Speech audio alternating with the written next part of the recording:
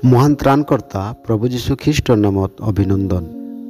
পবিত্ৰ বাইবেলৰ যোহনে লিখা শুভবাৰ্তা 1 অধ্যায় 10 পদ। তেওঁ জগতত আছিল আৰু জগত তেওঁৰ দ্বাৰাই হ'ল, কিন্তু জগতে তেওঁক নাজানিলে।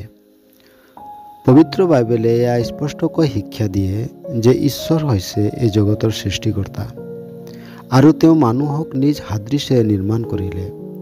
কিন্তু মানুহে ঈশ্বৰৰ আজ্ঞাক অৱমাননা কৰি পাপ কৰিলে আৰু পাপৰ দ্বাৰাই মৃত্যু এই জগতত প্ৰৱেশ কৰিলে। কিয়নো সকলোৱে পাপ কৰাৰ কাৰণে মৃত্যু সকলোতেই বিয়পি পৰিল।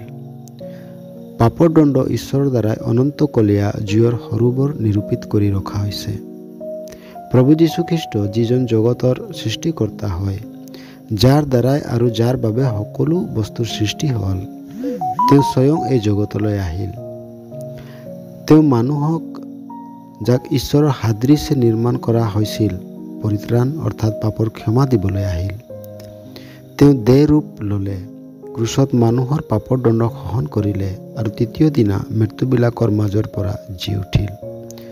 মানুহৰ বাবে প্ৰভু যীশুখ্ৰীষ্টত মুক্তিৰ পথ মুকলি কৰিলে, অৰ্থাৎ যিকোনোৱে তেওঁক বিশ্বাস কৰি নিজ হৃদয়ত তেওঁক প্ৰভু ও মুক্তিদাতা ৰূপে গ্ৰহণ কৰে, তেওঁ পৰিত্ৰাণ পায়। জগতে তেওঁক নিচিনিলে, অৰ্থাৎ যেতিয়া তেওঁ এই সংসাৰত আছিল, আৰু আজিও মানুহে নিজৰ সৃষ্টিকৰ্তা ও মুক্তিদাতাক চিনি নাপায়। এই বাক্যৰ দ্বাৰাই আপুনি তেওঁক চিনি পায় যাতে পৰিত্ৰাণ পাব পাৰে। ধন্যবাদ।